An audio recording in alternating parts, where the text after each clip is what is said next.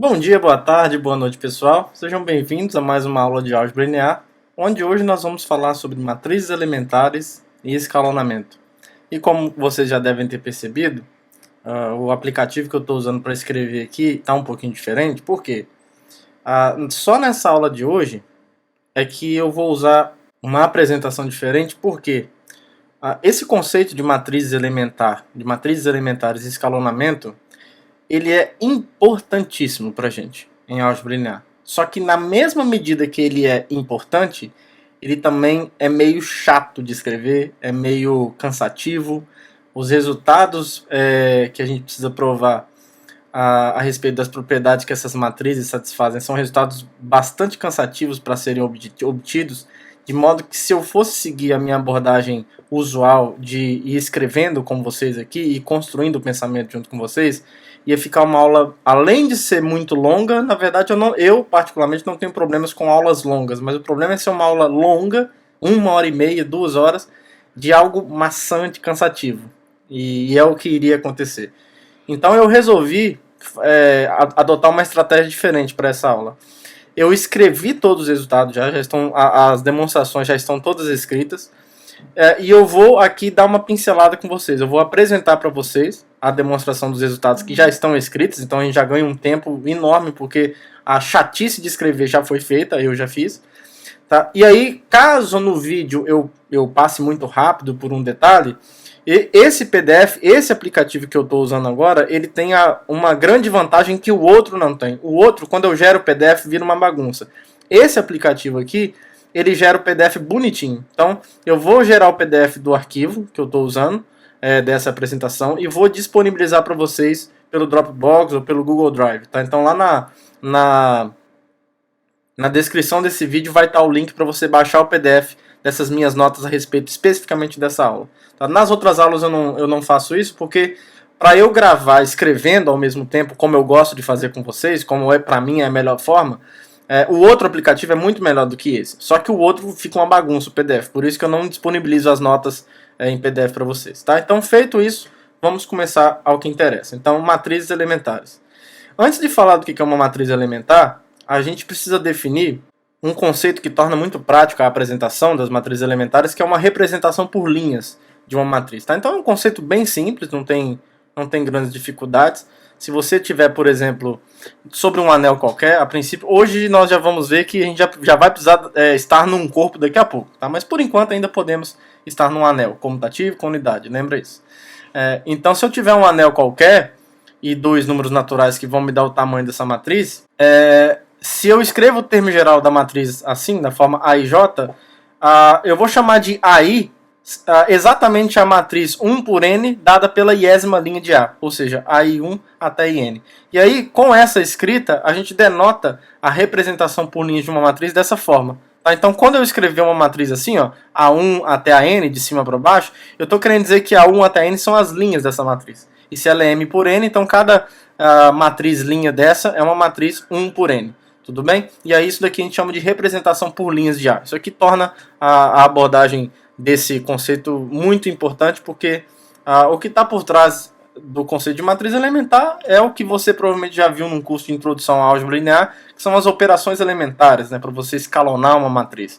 A gente vai ver que, na verdade, cada uma das três clássicas operações elementares podem ser capturadas formalmente a partir de um produto da matriz que você quer operar à esquerda por uma matriz elementar que representa essa operação elementar. Tá? Então, assim, e aí, como vocês já devem ter visto, aqui a gente só vai formalizar isso numa maneira mais rigorosa. A gente tem três tipos de operações elementares. Naturalmente, nós vamos ter três tipos de matrizes elementares. Tá? Então, assim, eu dei um nome, tá, de tipo 1, tipo 2, tipo 3. Isso é absolutamente arbitrário, é só uma convenção, que nem é tão usual assim, mas para eu me comunicar melhor com vocês, eu me referi dessa forma. Então, nós vamos dizer que uma matriz quadrada, M por M, ela é elementar de tipo 1 se essa matriz for obtida da matriz identidade, pegando a matriz identidade e multiplicando uma das linhas, por exemplo, a iésima linha, por um certo elemento do anel não nulo, alfa. Tá? Então, uma matriz desse tipo. Então a gente diz que ela é uma matriz elementar de tipo 1 se existe um alfa tal que E é descrito dessa forma. Lembra que os E's aqui são as matrizes linha canônica, tá? Então o E1 é 1, 0, 0, 0, o E2 é 0, 1, 0, 0, 0, por aí vai. Então aqui a gente está pegando a iésima linha, o EI, que é a iésima linha da identidade, multiplicando por alfa, né? Então, na verdade, no lugar do 1 vai entrar o alfa lá, certo? Então, essa é uma das operações elementares, por exemplo. Tudo bem? Então, essa é a matriz elementar associada a essa operação elementar. Por que ela está associada a essa operação elementar? Porque nessa proposição, a gente prova que se eu pegar uma matriz qualquer, M por N, se a matriz aqui, E e alfa, é a matriz obtida da identidade, indo na iésima linha e multiplicando por alfa, então quando eu pego essa matriz e multiplico à esquerda por A, resulta exatamente na matriz obtida da matriz A, pegando a iésima linha do A e multiplicando por alfa. Tá aqui, ó. No lugar do AI, que é a iésima linha, eu coloquei alfa AI. E no resto ficam as outras linhas intactas, tá bom? Então essa é uma das vantagens de você trabalhar com matriz, para você conseguir conceber a noção de operação elementar. É porque essa operação ela pode ser dada a partir de um produto de matrizes, tá? De uma matriz específica que faz esse papel da operação elementar. E a prova é simples. Se a gente representar a matriz A por colunas dessa forma, na última aula a gente viu como representa matrizes por colunas, para todo J de 1 até N, a gente vai ter isso daqui, ó. A matriz E e alfa multiplicado por CJ, observe que a matriz E e alfa pode ser decomposta por colunas dessa forma. Tá? Como você pegou a iésima linha e multiplicou por alfa, na verdade, como a matriz identidade ela é simétrica, né? A gente não falou muito disso ainda, mas quer dizer que a transposta dela é igual a ela mesma. Como você só pegou um termo e multiplicou por alfa, você olhar para essa matriz aqui, ó, essa matriz aqui também é simétrica. Essa matriz aqui também é simétrica. Tá? É muito simples provar isso. Bem rápido. Tá? Eu deixo para vocês verificarem, mas é muito fácil. Então, a representação dela por linhas é a mesma do que a representação por colunas. Tá? E isso daqui é útil porque a gente já sabe multiplicar matrizes nesse formato. Quando eu tenho uma matriz por colunas à esquerda e uma matriz coluna aqui, esse produto é essa, digamos, combinação. Vou usar esse termo por enquanto. Do A1J1, por exemplo, o primeiro termo aqui vai multiplicar essa primeira matriz coluna, o segundo termo aqui vai multiplicar a segunda matriz coluna e por aí vai. Só que observe que no iésimo termo tem um alfa EI aqui. Eu vou multiplicar o A e J por alfa EI. É a única coisa que vai mudar em relação aos demais. E aí quando você soma essas matrizes, em quase tudo vai ficar só a entrada da matriz mesmo, A1J, A2J, exceto que na iésima entrada, que é exatamente aonde eu coloquei o alfa na matriz de identidade, vai aparecer o alfa multiplicando o A e J. Então isso acontece em cada coluna. Agora, quando eu pego a matriz E e alfa e multiplico por A, é isso aqui que a gente está fazendo, né? Como o A se decompõe por colunas C1 até Cn, então o produto dessa matriz, aqui eu estou usando uma notação um pouco mais compacta, né? Esse E aqui, na verdade, ó, esse E é justamente o E e alfa, tá? É só porque ficar muito grande ali dentro. Aqui o E é o E e alfa. Então eu vou pegar essa matriz e multiplicar em cada coluna. Aí, só que nós já fizemos essa conta aqui em cima, né? Então resulta nisso. Aí observe que na iésima linha você tem um alfa. Você pode um alfa que aparece em cada termo. Então o alfa vezes essa matriz linha é precisamente o alfa vezes a iésima linha. Certo? O alfa em cada um deles você pode colocar em evidência na noção de produto por escalar por matrizes, de um escalar por uma matriz, e aí alfa AI1, alfa IJ, alfa IN é exatamente alfa, produto por escalar, a matriz AI. Tá? Então, olha aqui o que aconteceu. Quando eu pego a matriz elementar e multiplico por A, aconteceu com a matriz A o que aconteceu com essa matriz elementar quando eu multipliquei por alfa a iésima linha da matriz identidade.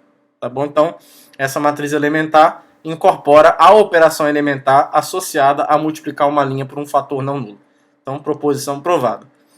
E aí, um corolário simples é que qualquer matriz elementar desse tipo, do tipo 1, é invertível e, na verdade, desde que esse alfa seja invertível no anel, então aqui a gente já começa a ter uma certa restrição em cima de qual alfa a gente pode multiplicar, porque depois a gente vai querer que essas matrizes sejam invertíveis por motivos que eu vou explicar mais tarde.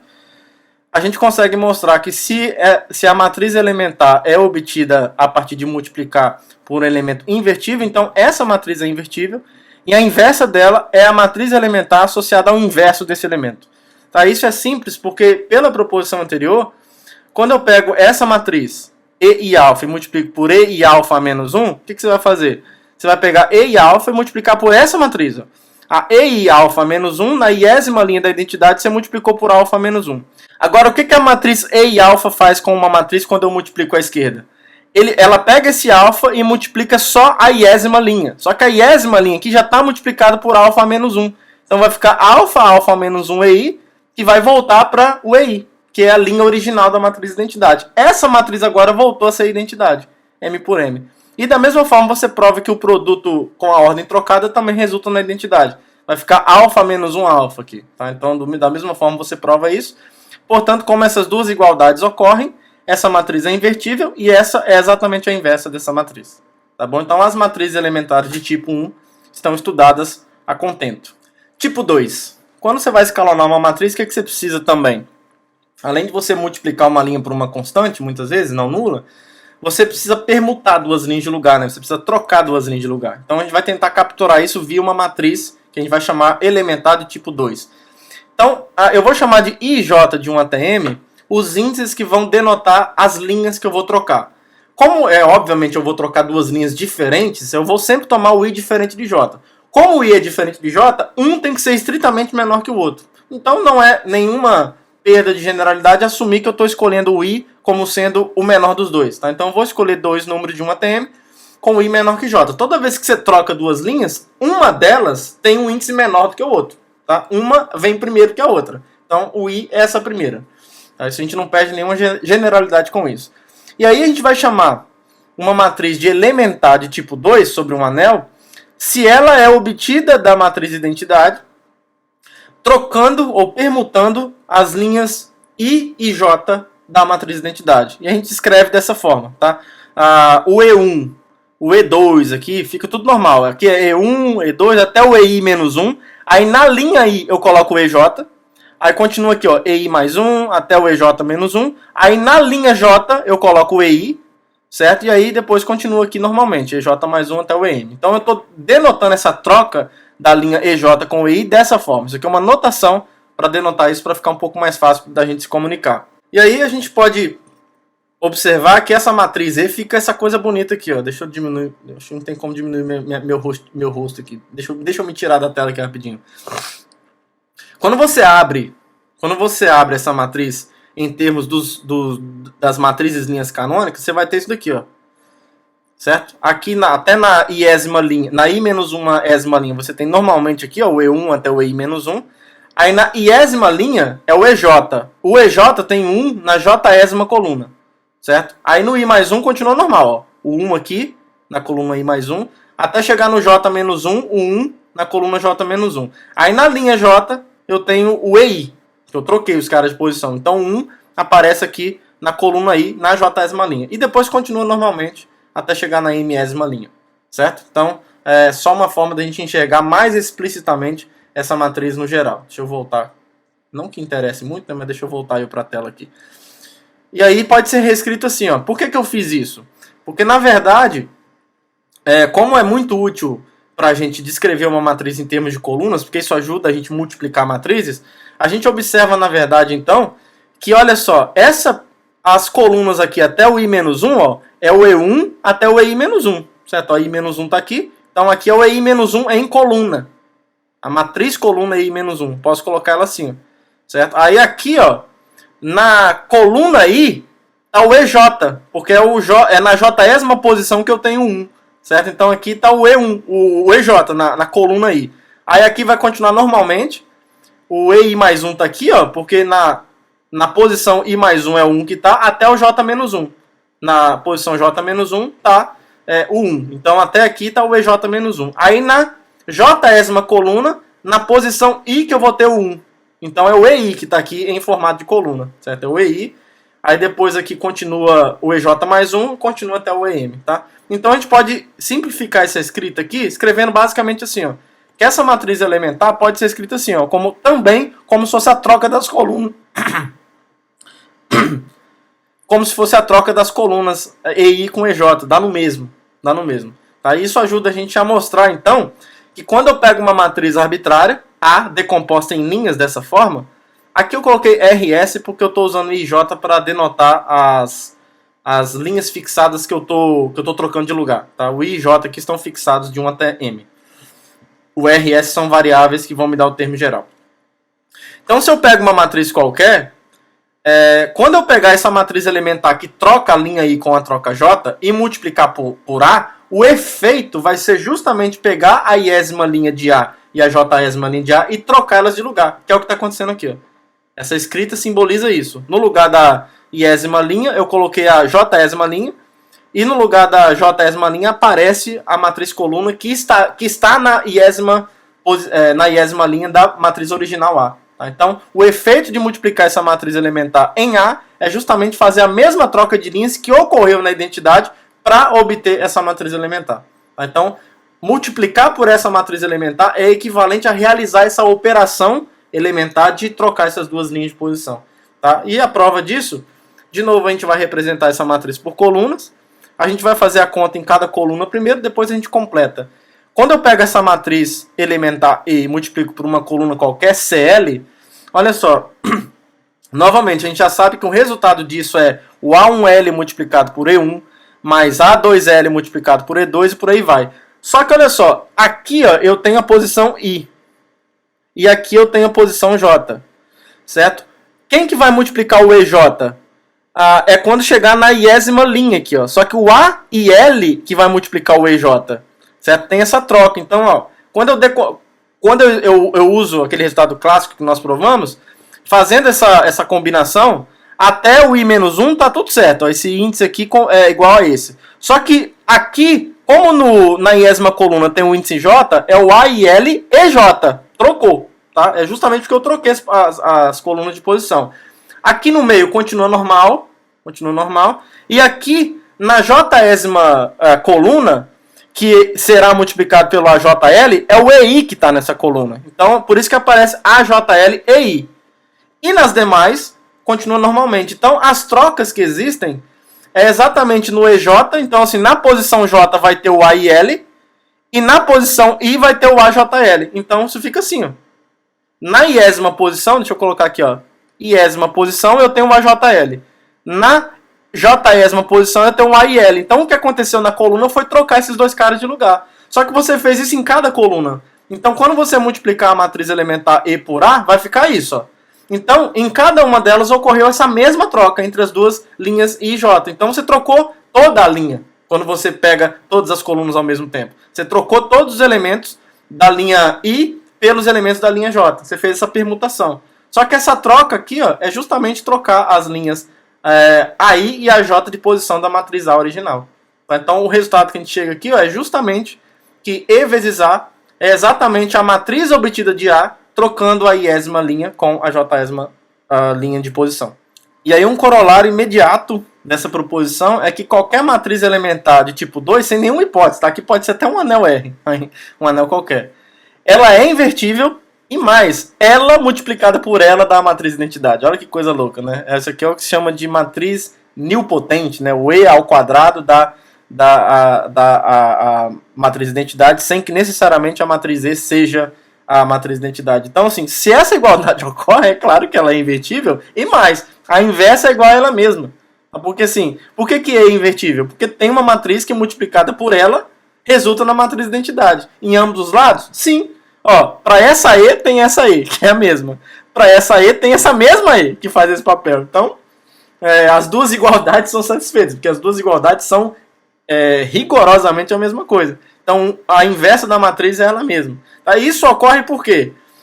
Quando você pega a matriz E, quando ela é de tipo 2, o que você fez? Você pegou a identidade e trocou, sei lá, duas linhas, que eu vou chamar de I e J, de posição. Então, a matriz E está trocada. Quando você multiplicar por ela de novo, o que você faz? Você vai trocar ela de posição de novo. Só que se você trocou duas linhas e trocou de novo, você voltou para a matriz de identidade. Certo? No fim das contas, você não fez nada. Então, E vezes E resulta na matriz de identidade trivialmente. Não tem para onde correr. Tudo bem? Agora, finalmente, as matrizes elementares de tipo 3. Lá nas operações, uma operação elementar fundamental para a gente conseguir simplificar, né, no processo de escalonamento, colocar zeros em posições estratégicas, é a gente olhar para uma linha adequada, multiplicar ela por um certo valor e somar com uma outra linha para que naquela posição apareça um zero. Para que naquela posição apareça um zero. Então, a matriz elementar que consegue capturar esse comportamento, ou essa operação, melhor dizendo, efetuar essa operação, é a matriz que pode ser descrita assim.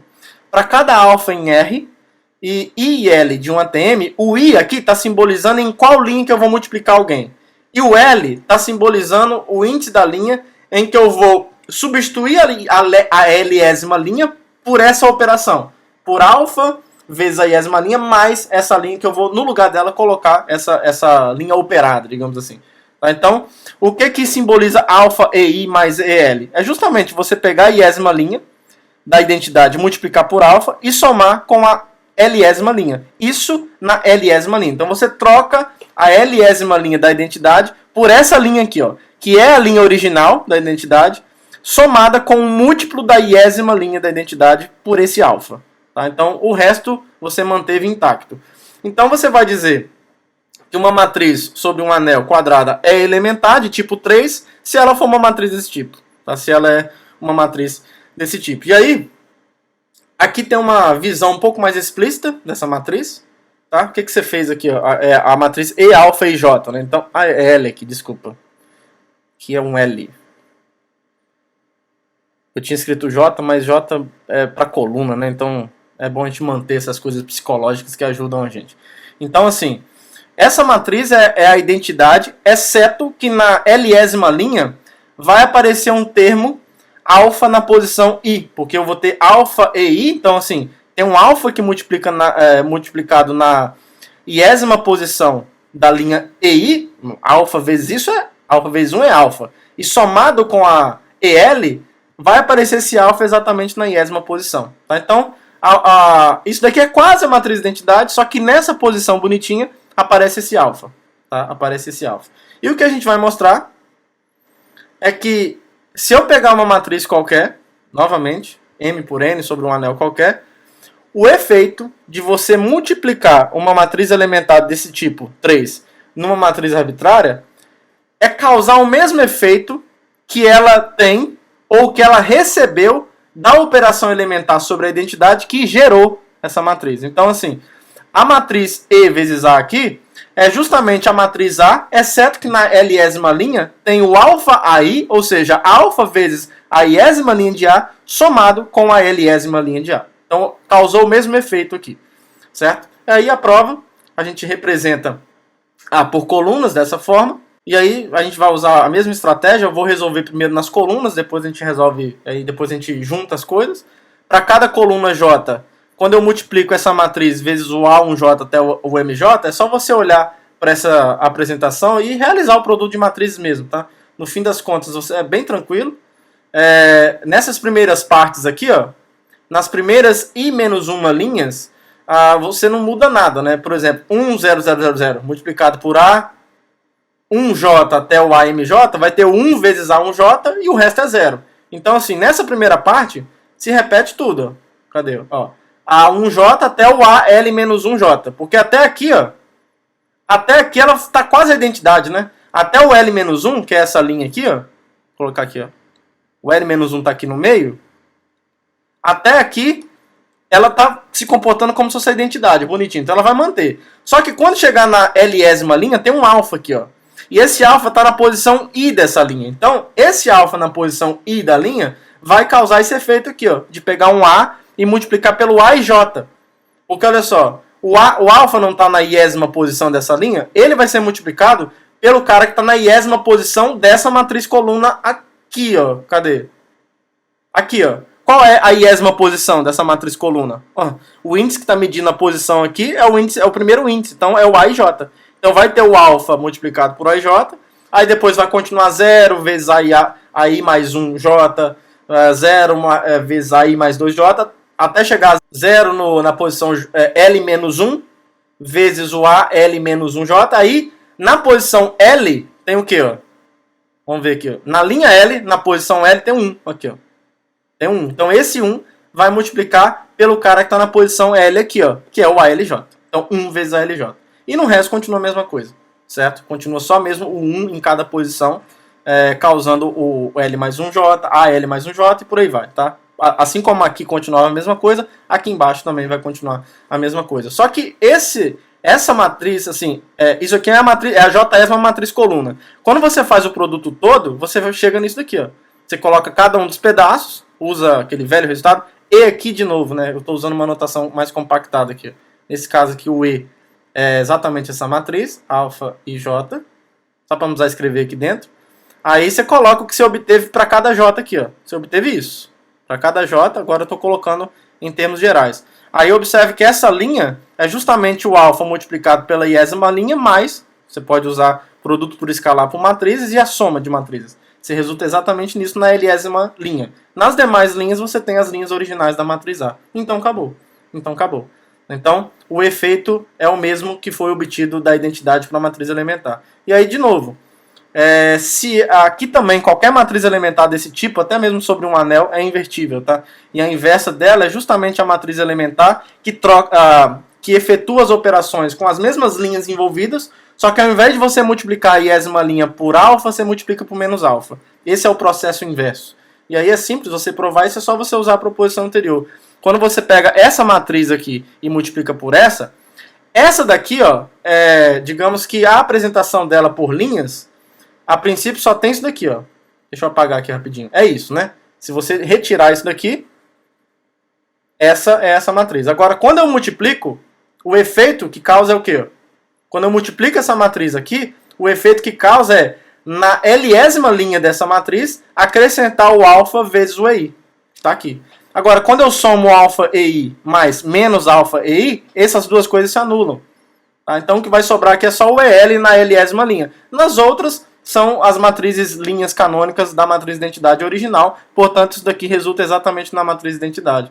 E de maneira análoga, quando você pega o produto dessa do lado esquerdo dessa, você chega no mesmo lugar. A diferença é que você vai ter um menos alfa EI mais alfa EI aqui, mais EL. A conclusão é a mesma. Tudo bem? Então, chegamos à conclusão que toda matriz elementar de tipo 3 é também invertível e a gente conhece explicitamente uma inversa para essa matriz. E ela tem a mesma natureza, né? O interessante é isso. E aí, como um corolário, agora a gente está num corpo. Assim, aqui a gente está entendendo, nós vamos dizer que uma matriz é elementar, claro, né? Quando ela for elementar de algum dos três tipos. Então, isso é uma matriz elementar. E aí, quando cai um corpo, a gente garante, pelo que nós fizemos anteriormente, que toda matriz elementar é invertível. Por quê? O problema é o tipo 1, né? A gente já viu que o tipo 2 e o tipo 3, nós nem precisaríamos da hipótese de ser um corpo. Só que para uma matriz do tipo 1 elementar ser invertível, nós vimos que o alfa diferente de zero, que eu estou considerando para multiplicar uma linha, ele tem que ser invertível para essa matriz elementar obtida por essa operação ser invertível. Só que só em corpos que eu garanto que qualquer elemento não nulo é invertível. Então aqui a gente já encontra um primeiro empecilho para trabalhar com anéis no geral. A gente consegue até algumas coisas razoáveis sobre um anel arbitrário, mas nesse ponto aqui, e é crucial, tá, que as matrizes elementares sejam invertíveis, tá, pessoal? Isso é crucial porque a gente quer aplicar isso para resolver sistemas lineares. E a gente quer mexer na matriz aumentada do sistema linear de modo que o conjunto de solução não mude. Tá? Só que para isso acontecer, a gente precisa trabalhar com matrizes que são invertíveis. Porque se você faz uma operação no sistema linear para uma matriz que não é invertível, você corre o risco de chegar num sistema linear que não é equivalente ao original. Ou seja, que tem um outro conjunto de solução. E não é isso que a gente quer. A gente usa o processo de escalonamento para simplificar o sistema linear ou a matriz aumentada, mas sem perder, sem modificar o conjunto de solução. Senão você não está resolvendo nada. Senão você vai acabar criando um outro problema. Então, por isso que, apesar de, num primeiro momento, parecer que isso tem consequências mínimas, não. A gente precisa realmente estar num corpo porque é crucial, dentro daquilo que a gente está se propondo a resolver, que as nossas matrizes elementares sejam invertíveis. Tá? Então, por isso que, a partir de agora, a gente até volta a falar de algumas coisinhas em um anel qualquer depois, quando falarmos de determinantes, talvez, mas é por isso que daqui para frente, na maioria dos resultados, a gente vai precisar estar debaixo de um corpo, porque não tem jeito. Bom, e afinal de contas, para que matrizes elementares e para que operações elementares? Para vocês que já estudaram, um pouquinho de introdução à álgebra linear, a gente trabalha com operações elementares para escalonar uma matriz, né? Para a gente chegar na sua forma escalonada, ou melhor ainda, na sua forma escalonada reduzida. Então, vamos definir aqui formalmente, rigorosamente, o que significa uma matriz que está na forma reduzida por linhas ou forma escalonada reduzida por linhas, tá? Tanto faz o nome aqui. Para falar disso, a gente precisa formalizar alguns conceitos. Então, assim, primeiro, uma notação que eu vou usar aqui é que para qualquer matriz linha desse tipo, o 1 até o n, sobre um anel, a princípio, se essa matriz é não nula, ela tem alguma entrada diferente de zero, certo? Eu vou chamar de L de U, esse L é de líder. L de U segue o líder. L de U vai ser o menor índice dos U's, de modo que esse cara, que esse elemento nessa posição é diferente de zero. Tá? É isso que a gente chama do líder de linha, né? O líder de linha é a posição, é o cara que está na posição em que, naquela posição, digamos, ele é o primeiro cara diferente de zero. Certo? Antes dele, ou não tem ninguém, se ele for o primeiro, né? Ou se tiver, todo mundo é zero. Então, ele é o líder, ele é o primeiro cara não nulo. Certo? Então, e aí o termo UL de U, que é o quê? É o termo que está na posição dado pelo líder. Então, esse termo aqui é chamado classicamente de pivô, né? O pessoal dos livros voltados para a engenharia gosta muito dessa palavra, pivô, né? Eu acho mais bonito líder de linha, mas eu vou respeitar a vontade popular e vou chamar de pivô também, mas pode ser chamado de líder de linha, esse daqui. Tá? Então, o líder da linha é o líder dessa matriz, né? Eu ainda não estou falando de uma linha de uma matriz, mas é o líder dessa matriz linha, digamos assim. E aí agora sim a gente define formalmente o que significa uma matriz, que eu vou diminuir o zoom porque estava cortando aqui, né? Deixa eu ver se eu... Tá cortando, tá vendo? Mas não é muito não, é só um R, olha só. Tá. O que significa uma matriz ser escalonada, reduzida por linhas? Então assim, a escrita aqui está um pouco técnica, mas é porque se a gente está querendo fazer um curso teórico, a gente precisa descrever bem, precisamente, as propriedades que nós queremos explorar. Então, por exemplo, são algumas coisas que a gente exige para que uma matriz esteja na forma escalonada reduzida por linhas. Ou ela é a matriz nula, tá? E não tem graça. Se ela for uma matriz nula, a gente considera que ela está na forma reduzida por linhas, mas é um caso não interessante. Ou, no caso em que ela é diferente, no caso em que ela é diferente de zero, primeiro, eu vou tentar explicar intuitivamente o que cada condição dessa está dizendo. A condição 1, eu vou ler na tora aqui, ó. Tem que existir um T, então assim, para ela estar na forma reduzida por linhas, tem que existir um T de um ATM, tal que a partir desse T, depois desse T, todas as linhas sejam iguais a zero, certo? E desse T para cima, ele tem que ser diferente de zero, e as demais para cima também tem que ser diferente de zero. O que essa condição precisamente escrita, matematicamente falando, está dizendo? Ela está dizendo o seguinte, olha, essa matriz, para estar na forma escalonada reduzida por linhas, caso ela tenha linhas totalmente nulas, todas elas têm que estar concentradas na parte inferior da matriz. Certo? A gente não quer linhas totalmente nulas espalhadas pela matriz. A gente quer concentrar todas elas lá embaixo. Isso facilita muito o algoritmo de escalonamento. Certo? Isso ajuda a organizar a matriz. Então, essa é uma condição que a gente exige para que uma matriz esteja na forma escalonada reduzida por linhas. A segunda condição é o seguinte, olha, beleza, então jogamos todas as linhas nulas lá embaixo, caso tenha. Se não tiver, tudo bem, mas caso tenha, jogamos a condição 1, joga todo mundo lá embaixo. A condição 2 faz o seguinte, olha, agora eu vou me preocupar só com as linhas não nulas. A condição 2 vai exigir que o líder de cada linha superior esteja à esquerda, para vocês aqui vai ser aqui, né? Esteja à esquerda do líder da linha de baixo. Então, por exemplo, o líder da primeira linha, a posição, então por isso que aqui está escrito assim, ó, o L do AI, então a posição de liderança da iésima linha tem que estar à esquerda da posição de liderança da próxima linha. Isso para todo I de 1 até T-1. Aqui é T-1 porque eu tenho T linhas não nulas, né? Potencialmente, então o A aqui eu só tenho que fazer essa comparação até chegar no AT. Então quando o I é T-1, eu chego no AT aqui. Certo? Então essa segunda condição está dizendo isso. Está organizando os pivôs. Então o pivô do de cima tem que estar à esquerda do pivô do de baixo. É basicamente isso que essa condição está dizendo. A terceira condição, ela exige que o pivô de cada linha seja a unidade. Então, é isso que é o AI, L de AI. Às vezes eu vou colocar essa vírgula, tá? É como se eu estivesse escrevendo o termo que está na iésima linha e na L de AI, ésima coluna, tá? Isso aqui é o A, seria, se fosse AIJ, eu estaria escrevendo AI, vírgula J. É só porque às vezes esse segundo índice aparece um pouco grande. Então, eu coloco uma vírgula aqui, ó, para organizar melhor. O índice I é o índice da linha e o índice L de AI é o índice da coluna. Tudo bem? E aí, o que essa igualdade técnica está dizendo é o seguinte, olha, o L de AI mede a posição do líder da linha I, certo? E aí, dizer que esse elemento é 1, eu estou dizendo que o líder da linha AI é 1, para todo I de 1 até T. Então essa é uma condição que a gente vai exigir também para que uma matriz esteja na sua forma escalonada, reduzida por linhas. Então, assim, tradicionalmente, se a gente tivesse essas três condições, alguns livros falam de forma escalonada, né? O problema da forma escalonada é que ela não é única. E mais para frente a gente vai mostrar que a forma escalonada reduzida é única. E aí, para ser reduzida, para tornar único esse processo, a gente não vai provar hoje a unicidade, mas mais na frente a gente vai. A condição 4 é o seguinte. Depois que você escalonou a matriz, que são esses três processos, o que você faz geralmente para simplificar ainda mais no processo de escalonamento e chegar na forma reduzida?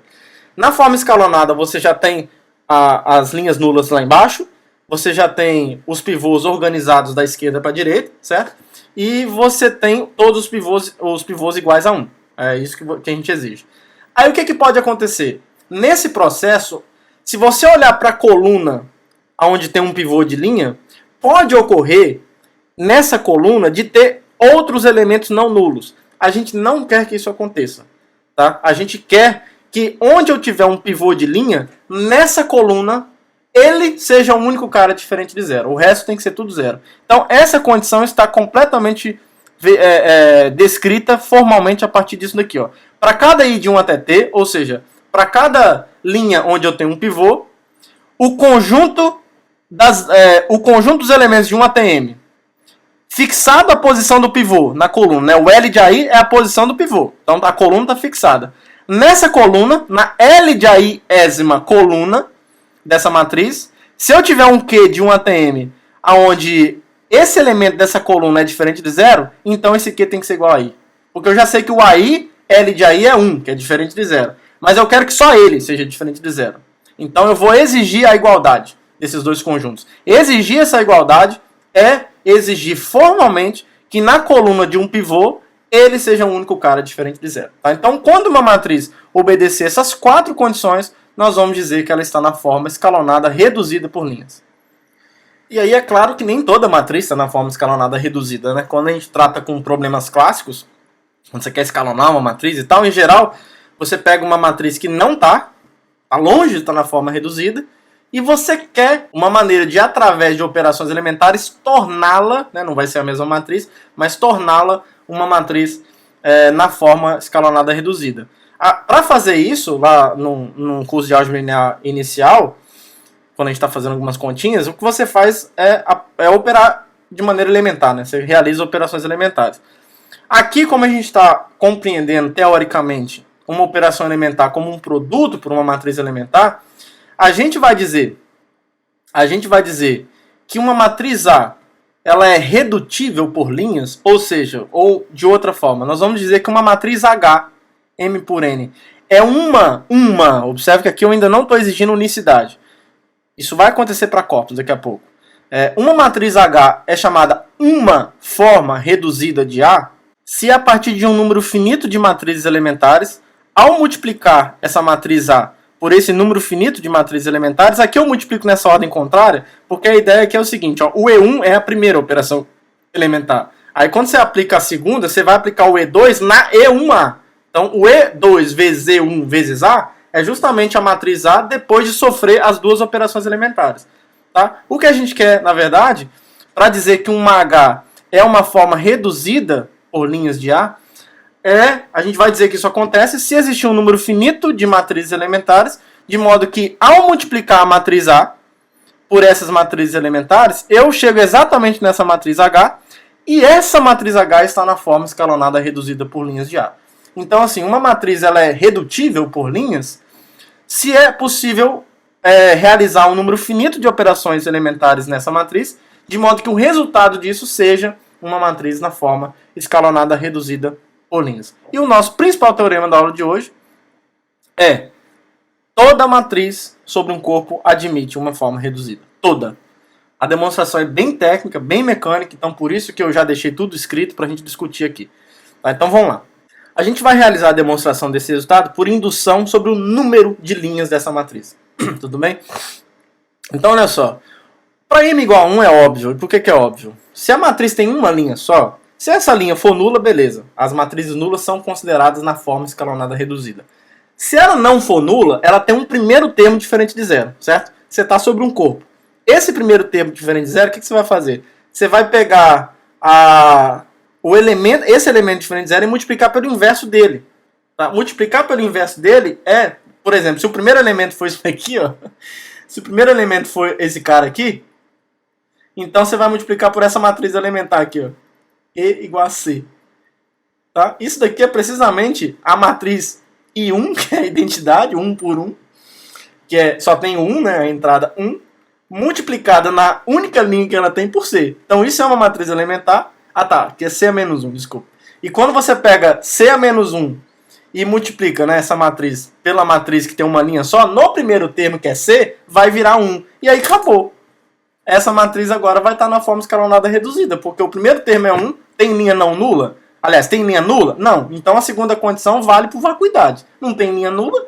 Então vale. Porque todas as linhas nulas estão lá embaixo. Porque não tem. Para não valer, teria que ter alguma linha nula, né? Para ferir a validade. Então, a terceira condição, só tem um pivô de linha também, né? Então, o de cima está sempre à esquerda do de baixo, por vacuidade também. E a última condição, onde eu tenho um pivô de linha, ele é o único cara diferente de zero. Bom, ele é o único cara. Em particular, ele é o único cara diferente de zero. Então, por isso que o caso m igual a 1 é óbvio. Eu acabei falando na demonstração aqui, mas é bem tranquilo. Então, a gente vai supor o que agora? A gente vai supor que o m é maior que 1, naturalmente. E a hipótese de indução é: toda matriz com m menos uma linhas possui uma forma escalonada reduzida. Certo? E não precisa ter n linhas, não. Tá? O n está variando. Então, a hipótese de indução é sobre o m. Qualquer matriz com m menos uma linhas, seja lá qual for a quantidade de colunas, essa matriz admite uma forma escalonada reduzida. O nosso objetivo é mostrar que a matriz original A, que tem m linhas, né, para provar o passo indutivo, essa matriz tem que ter uma forma escalonada. Então, assim, tem um caso trivial aqui, que é o caso em que o A é a matriz nula. De novo, se A é a matriz nula, ela já está na forma reduzida por linhas, por convenção. Então, vamos supor o que interessa, né? Vamos conversar sério, vamos falar sério aqui. Vamos supor que o A é diferente do zero. Beleza, agora a gente tem um problema. E aí escreva essa matriz A dessa forma. Escreva essa matriz A dessa forma. Aí eu vou tentar explicar o argumento técnico que eu estou usando aqui. Ó. Por que eu tomei T dessa forma? A gente quer usar um passo indutivo, né? Então a gente quer encontrar alguma submatriz aí com m menos uma linhas para a gente aplicar a hipótese de indução. Primeira coisa que você faz, vamos tentar lembrar de algum exemplo, aqui eu não vou escrever não, vamos tentar lembrar de um exemplo. Quando você vai escalonar uma matriz, o que você faz? Você olha para ela assim e tal, quando ela está toda bagunçada, tem um na direita em cima e um na esquerda embaixo, a primeira coisa que você faz é, deixa eu ver aqui onde tem um cara diferente de zero, a mais à esquerda possível. E se ele for um, melhor ainda, né? Então, eu vou pegar essa posição mais à esquerda possível, onde eu tenho alguém diferente de zero, e vou jogar ele lá em cima. Em geral é isso que a gente faz. Certo? Você pega o cara mais à esquerda possível, diferente de zero nessa matriz, olhando para ela, e joga lá em cima. É exatamente o que a gente está fazendo aqui. Ó. Quando eu tomo T como o mínimo dos líderes de cada linha, ó, eu estou tomando aqui L de A, eu estou fazendo variar o conjunto das linhas dessa matriz, e estou olhando para o L de A. Então esse conjunto aqui, sem o mínimo, está me dizendo as posições dos líderes de cada linha não nula. Certo? Eu quero a menor delas. Porque essa menor eu vou jogar lá em cima. Eu vou jogar lá em cima para começar o processo de escalonamento. Esse processo já efetuar essa operação já faz parte do processo de escalonamento. Então eu vou chamar de T essa posição mais à esquerda de todas as linhas não nulas dessa matriz. Ela tem linha não nula, porque eu estou supondo que essa matriz é não nula. Certo? Então eu vou chamar de T essa posição mais à esquerda. E aí o que eu vou fazer? Bom, primeira coisa. Se T é um mínimo desse conjunto, isso é um conjunto finito, de números naturais, então ele se realiza, né? Então, esse T é a posição do líder de alguma linha. De alguma linha, que eu não faço a mínima ideia quem seja. Eu sei que existe. E para mim já é o suficiente. Porque o que eu vou fazer, ó? Já que eu vou chamar de I, essa linha que eu sei que lá eu tenho o cara mais à esquerda. Então o que acontece? Já que é na iésima linha, eu quero o cara que está mais à esquerda lá na primeira linha. Então o que eu posso fazer? Trocar a primeira linha da matriz A com a iésima linha. Porque fazendo isso eu sei que o mais à esquerda possível vai tá em cima. E eu tenho uma matriz elementar que faz isso. É só eu pegar a matriz elementar obtida da identidade M por M sobre o corpo K e troca a iésima linha com a primeira linha. Quando eu faço isso, quando eu multiplico E vezes A, nós já provamos hoje, que eu vou trocar essa matriz aqui, ó. Essa matriz vai ficar o quê? Ó? AI aqui em cima e no lugar da iésima posição eu vou ter o A1. Só que a vantagem de ter trabalhado dessa forma é a seguinte. Como o líder da linha AI é o mais à esquerda de todos, ó, eu tenho certeza, aqui é o AIT, né? Eu chamei de T, o L de AI, o AIT é o líder da linha AI, certo? Tá na T-ésima posição. Eu tenho certeza que atrás dele todo mundo é zero. E não é só atrás dessa linha, é de todo mundo, porque ele é o cara que está mais à esquerda de todos. Então, aqui para baixo, aqui, ó, à esquerda, essa região toda aqui, ó, é tudo zero. É tudo zero, porque eu já escolhi esse cara para isso. Ele é o que está mais à esquerda. Não tem ninguém aqui mais à esquerda que ele. Se tivesse alguém diferente de zero aqui, ó, eu teria um pivô numa posição menor do que a menor das posições. Seria absurdo. Então, por isso que a gente pegou essa condição, a maneira técnica de você capturar isso que você quer, tomando o mínimo desses caras. Beleza, então a gente pode escrever E vezes A nesse formato. Aqui é tudo zero para trás. Aqui embaixo tem alguns elementos do corpo, que eu não faço a mínima ideia quem seja. Vou dar nome para eles, alfa 2 até alfa M. Aqui continua AIT até o AIN. E aqui, pessoal, eu não faço a mínima ideia que acontece. Eu só sei que é o seguinte, ó. Eu não tenho T colunas até aqui, ó.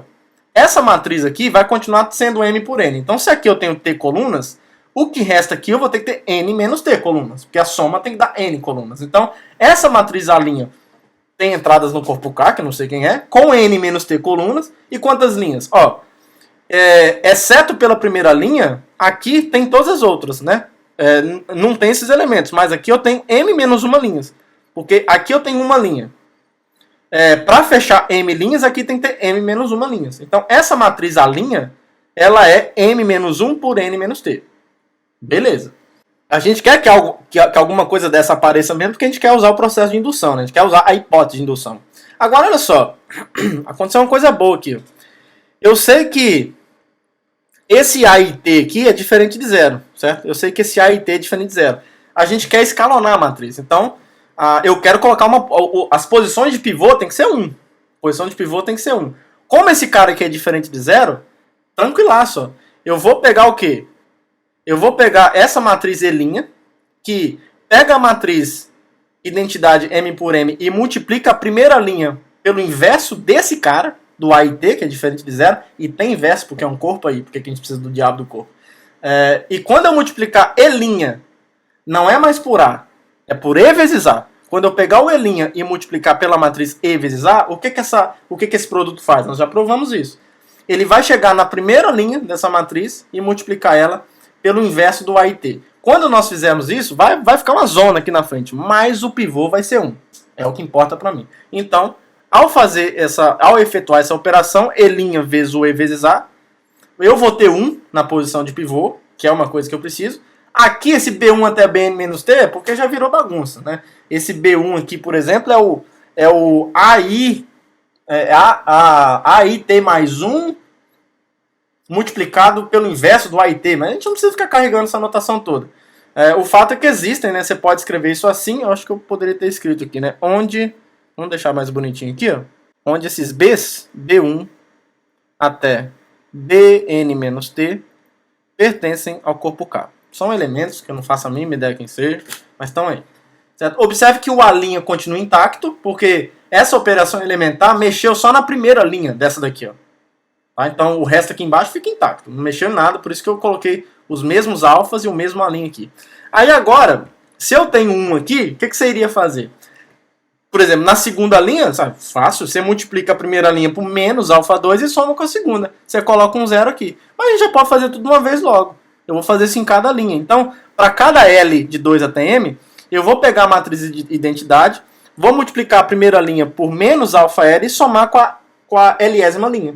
Certo? Fazendo isso daqui, quando a gente multiplica todo esse produto aqui, ó, EM até o E2, é fazer todas essas operações elementares. Então, fazendo todas elas, a gente coloca zero aqui em todo mundo.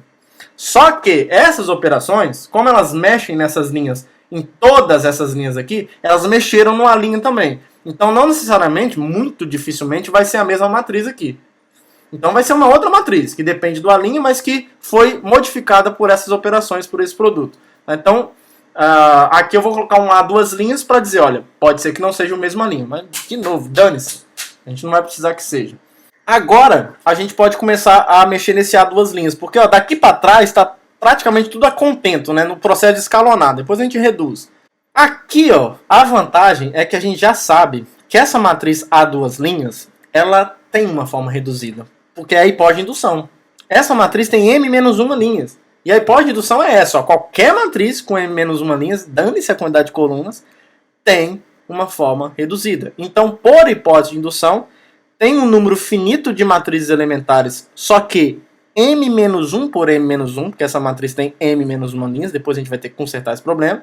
Existem S matrizes M-1 de ordem M-1 sobre K, tal que, ao multiplicar essa matriz A duas linhas por essa quantidade finita de matrizes elementares, que é basicamente operar, fazer as operações elementares, chegamos numa matriz H que está na forma escalonada reduzida por linhas. Tá? Então, agora tem um problema. Tem um problema porque essas matrizes elementares aqui, elas são da forma M-1. Elas têm ordem M-1. E a matriz que eu preciso operar, ela tem M linhas. Eu não consigo multiplicar uma matriz M-1 por uma matriz de M-1 colunas com uma matriz que tem M linhas. Eu preciso corrigir esse problema. Só que, no fundo, pessoal, no fundo, essas operações elementares vão mexer aqui, ó. A gente, por exemplo, se essa primeira operação elementar multiplica a primeira linha de A duas linhas por 2, por exemplo, por um elemento, eu tenho a operação elementar que pode multiplicar toda essa linha aqui por 2. E o bom é que essa operação elementar não mexe nos zeros.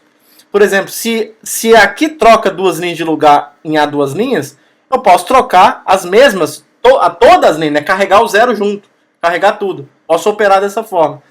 E de novo, essa parte que tem zero vai continuar intacta, porque você vai pegar uma parte que tem zero, trocar com uma outra que tem zero, continua zero, tudo igual. E a terceira opção é você pegar uma linha, multiplicar por uma constante e somar a outra. Quando você faz isso, você pode tentar identificar qual é a operação que está aí e realizar esse mesmo processo na matriz como um todo. Na matriz como um todo, e novamente, esse processo não mexe na parte zero. Se você pega zero, multiplica por zero. Se você pega zero, multiplica por uma constante, zero. Soma com zero, continua zero. Então essa parte continua intacta se a gente conseguir adequar essas operações para essa parte toda. A maneira de adequar isso é o seguinte. Como eu preciso modificar a matriz identidade M por M para mexer nessa, observe que todas as linhas, por exemplo, a primeira linha de A duas linhas é a segunda linha dessa matriz aqui. Ó. A segunda linha do A duas linhas é a terceira linha, porque eu tenho uma linha a mais aqui em cima. Então, por isso que no processo de adequar essas operações elementares, o que a operação elementar está fazendo nessa, a gente tem que acrescentar um para poder capturar a efetuação, eu nem sei se essa palavra existe, dessa mesma operação elementar nas linhas como um todo. Então é por isso que a gente faz isso daqui, olha. Para cada I de 1 até S, que nos diz respeito a essas operações elementares que a gente conseguiu, essa matriz E' ela tem três tipos, né? Nós vimos hoje. Então, assim, primeiro, ela pode ser obtida multiplicando-se uma certa linha do IM-1 por uma certa constante, CI diferente de zero. Então, se essa E' for isso, eu vou adaptar essa matriz e fazer isso daqui, ó. Eu vou definir, então, E duas linhas I como sendo a matriz elementar obtida multiplicando a L mais uma ésima linha de M por CI, pelo mesmo cara. Tá? Fazendo isso daqui, eu consigo multiplicar, se isso daqui multiplicar a L ésima linha do IM-1, quando eu multiplico o E' aí por A duas linhas, ele pega a iésima linha do A duas linhas A. A L'ésima linha, desculpa. Só que, de novo, a L'ésima linha do A duas linhas é a L mais uma ésima linha dessa daqui. Porque tem essa linha a mais aqui. Então, se eu quero pegar essa mesma operação, eu tenho que pegar a matriz obtida da identidade, que multiplica pela mesma constante CI, a L mais uma ésima linha da identidade. Só para a coisa ficar bonitinha, ficar certa. Para capturar, para levar em consideração que tem uma linha a mais aqui em cima. Tá? Então, por isso que eu vou definir, se o E' aí for do tipo 1, o E duas linhas I também vai ser do tipo 1, só que eu faço essa datação. Eu vou multiplicar L mais uma ésima linha de M. Caso ela troque as linhas L1 e L2 da matriz identidade de ordem M-1, ou seja, ela é do tipo 2 para a ordem M-1, eu vou pegar o E duas linhas I de tipo 2 associada a ela, mas que troca a linha L mais 1 e L2 mais 1. Porque olha só, se ela troca aqui as linhas L1 e L2 de A duas linhas, são as linhas L1 mais 1, L2 mais 1 dessa matriz grandona aqui. Então por isso que a gente tem que fazer essa adaptação. E por fim, se ela é do terceiro tipo, se ela é obtida da identidade multiplicando uma certa linha L1 por um lambda I pertencente a K e somando a uma linha L2, eu vou tomar E duas linhas, a matriz elementar, fazendo quase a mesma coisa, só que contabilizando aquela linha a mais. Eu vou pegar a L mais uma ésima linha do IM, multiplicar por lambda I e somar com a L2 mais 1 ésima linha do IM. Porque ao fazer isso, a gente vai realizar a operação na matriz como um todo. A operação que envolve a L1 e L2, na matriz como um todo, vai envolver L1 mais 1, L2 mais 1. Tá? Então, ao fazer isso, agora sim, ao fazer isso, quando eu pego aquela matriz que está em cima e multiplico por essas matrizes elementares que vieram em função das matrizes elementares associadas à redução do A duas linhas para H, quando eu multiplico dessa forma, a gente chega nisso daqui. Ó. Aparece a forma reduzida do A duas linhas aqui.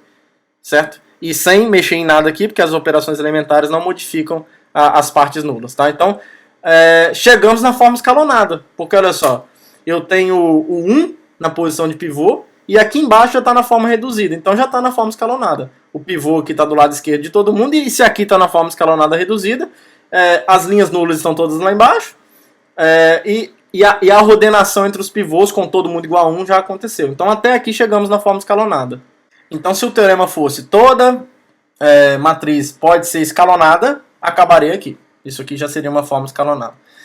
Agora, para a gente mostrar que existe a forma reduzida, lembra que nas posições, nas colunas que tem pivô, que tem líder de linha, a gente quer que eles sejam os únicos caras diferentes de zero.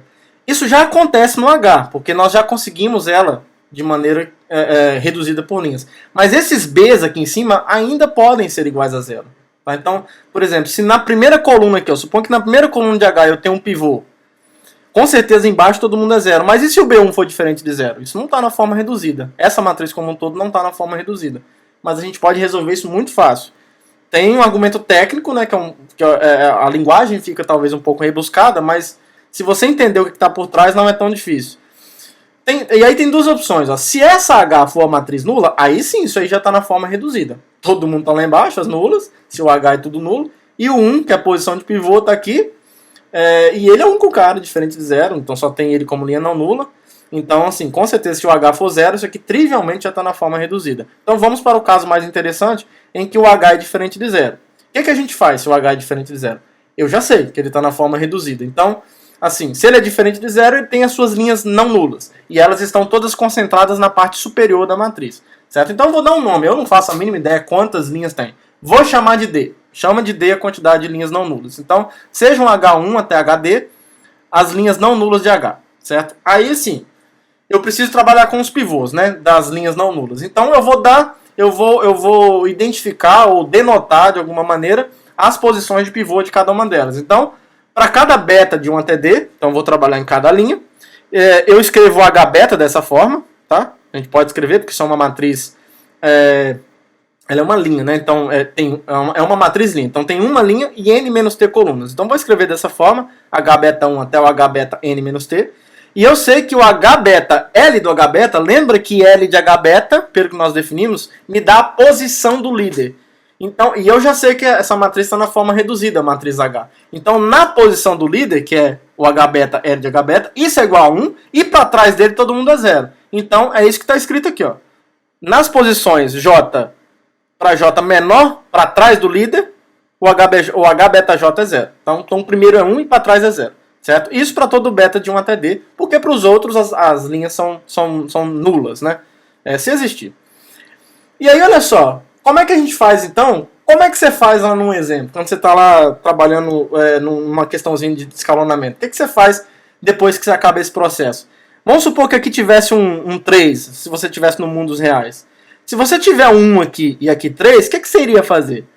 Você ia realizar uma operação elementar que é o seguinte, ó, você ia multiplicar essa linha aqui por menos 3 e somar com a primeira. Porque isso aqui iria zerar esse cara. E isso é uma operação elementar. É isso que a gente vai fazer aqui. Tá? Nas linhas que eu tenho pivô, eu vou fazer o quê? Ó? Eu vou chamar de etil beta, é porque o argumento ele é geral, né? Então a expressão fica um pouquinho mais complexa. Mas é isso que tá por trás. Tá bom? Isso aqui só está formalizando de maneira rigorosa um argumento que a gente está vendo já o que está acontecendo por meio dos exemplos. Mas aqui é uma prova geral. Eu vou chamar de etil beta a matriz elementar obtida da matriz identidade, multiplicando... por que beta mais uma esma? Linha.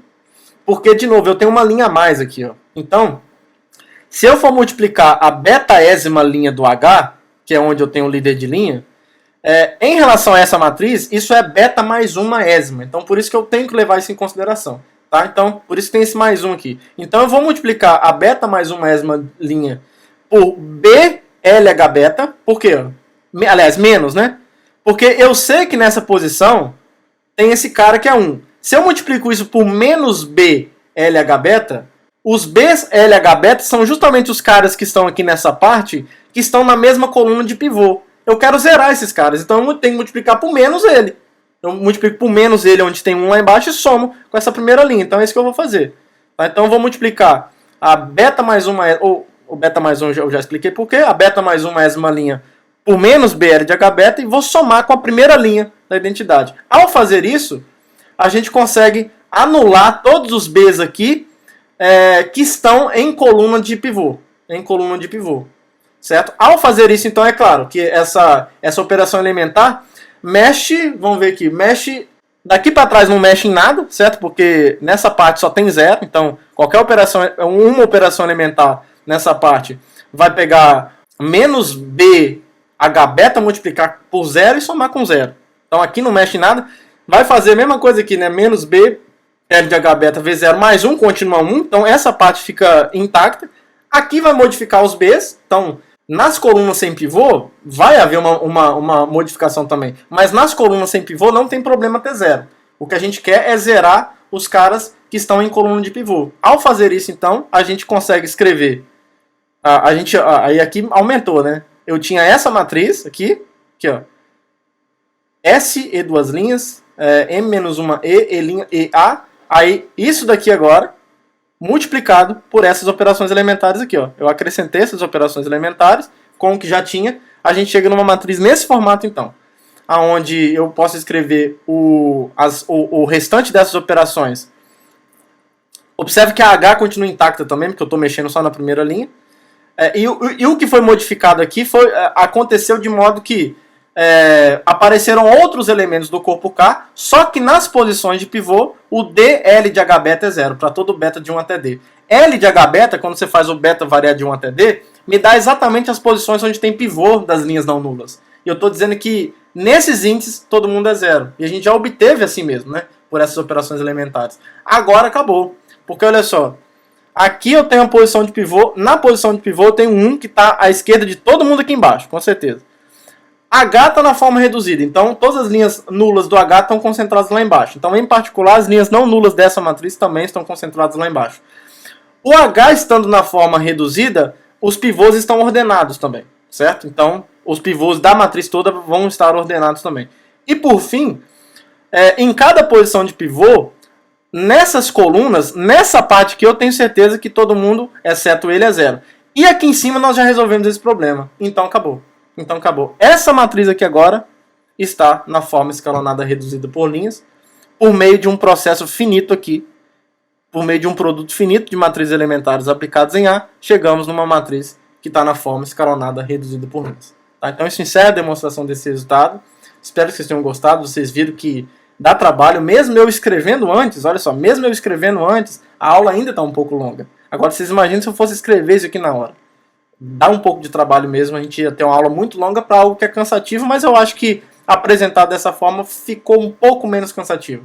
Até porque deu para explicar mais ou menos a ideia intuitiva por trás de cada argumento técnico e rigoroso que eu escrevi. Tá bom, pessoal? Então espero que vocês tenham gostado, que todos tenham um bom dia, uma boa tarde, boa noite, um abraço para todo mundo e até a próxima aula. Tchau, tchau.